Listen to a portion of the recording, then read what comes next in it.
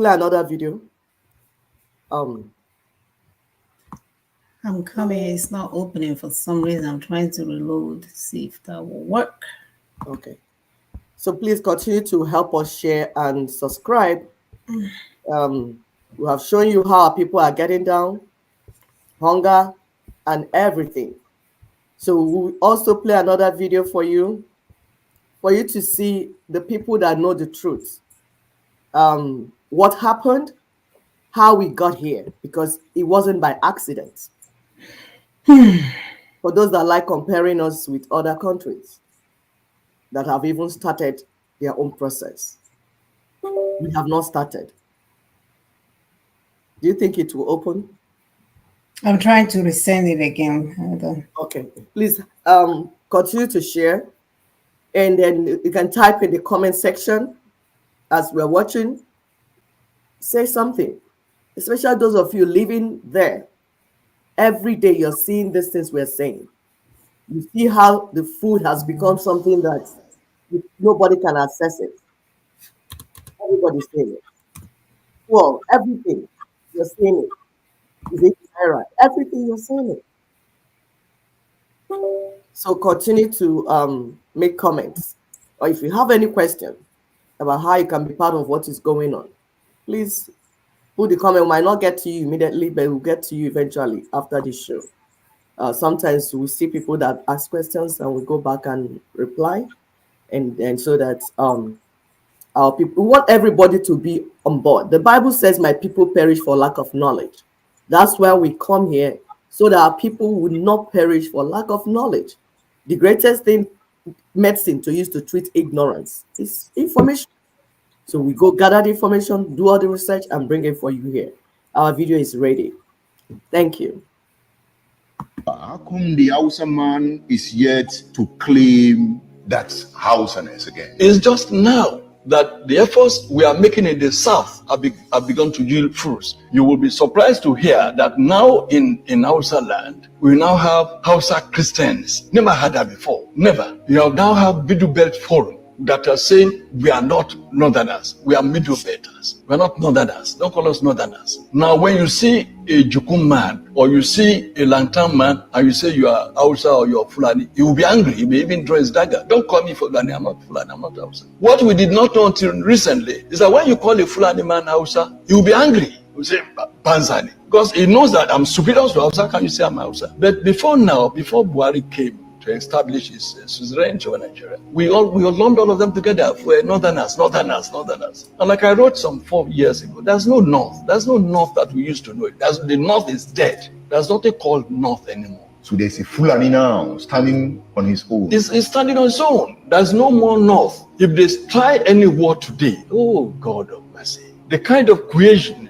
you had in the army, the military in 1966 will never happen again in this country, if there is a country at all. You will not find a Hausa soldier now, an Igbo soldier going to Enugu to kill a fellow him. You will not even find an Igbo soldier coming to Ibadan to kill a Yoruba man, or a Yoruba soldier going to Enugu to kill an Igbo man. It will not happen again. So the Lantan people, the Benue people will never ever allow themselves to be used by any Fulani mischief maker. So if I'm getting you right, your argument is that the Fulani hegemony has been broken. Dead. If the Fulani hegemony has been broken, yes, does it mean that the social structure of Nigeria is about to witness a very hard hit that will lead to a new Nigeria? Yes, for those who agree with you to the extent of the fact that there are still some people who want a Nigeria, a group that I don't belong to. But for such people, yes, with the weakening of Fulani hegemony, there could be a Nigeria that will integrate the Suba Fulanis, the town Fulanis, and still reconstruct, rebuild, and then have a Nigeria that should be. But I, as a person, as Tola Adeniyi, believe that it will take probably 1,000 years to change the mindset of a Fulani person whose philosophy is kill, maim, rape, send away people from their land and let me occupy it. That is the bush Fulani. This is the bush Fulani. Not the town Fulani. Not the town Fulani. And the town Fulani is more in number. No! The town Fulani is less than 1%. How did you get that figure? Oh, go and find out. Let them allow. Let them allow. It says, well, the town Fulani, they're very few. The ones who have been Abuja. or the few that dot spaces in Sokoto. I'm sure that you know that Sokoto, as we speak, is not a Fulani town. Is it not? No. That's the mistake we make. Zamfara is not a Fulani town. There are more Hausas in Zamfara than Fulani. There are more Hausas in Kano than Fulani. But the Fulani govern. They are in town. They are in charge. Yes, so it's their town. Yes. By subterfuge, by cunning, by crookedness, by all sorts of gimmickry. Or by integration. Not integration. By intimidation. And I said they are politically savvy. What they did to the rest of Nigeria, when they realized that the Fulani in the military, they could no longer use the military to retain power indefinitely. Since they've had power, they had access to the treasury. They say, oh yes, Edmond is from the east or wherever. Brilliant man. He may likely oppose us and contest with us and rival us. Let's make him an ambassador. Let's get him a oil block. Let's make him a billionaire. Of course. Block his mouth. Let's get an Abiola. Make him a billionaire. Let's get this. Let's get that. And make them big. They will never be able to look us in the face. Then we can continue looting the treasury. Yeah. We can continue. And once when we are in control of the treasury, we are in control of everywhere. So we can hire thugs. We can do whatever we would like. And that is why they introduced what I call plutocracy into Nigerian political etymology. Plutocracy. Meaning? Plutocracy is the government of the rich. Yeah. Oligarchy is the government of the muscle men. So the rich man will employ the muscle men and they will be ruling. So you have the rich men who will employ thugs in Lagos, who will snatch boxes, who will prevent Igbos from voting, and then they will now have the government. That's why they have the plutocracy. But the plutocrats will still be ruling, and the oligarch will still be their foot soldiers. You know, you've always talked about how savvy the Fulani man is in politics. Oh yes. But you also have savvy politicians in the South. They never had power. They are beginning to have power. Oh yes, now. So they've learned. The power they have is still a few of them. That I mean, you can count those who have power on your fingertips. The fact that you have governors, I'm sure you're not referring to having APC governors who are Southerners or PDP governors or Southerners. Yes, that's what I'm referring to. Nah. Is there no political power? When you are a governor and you cannot give order to your chief security officer, you cannot command a commissioner of police in your state. You are a governor, you cannot pay your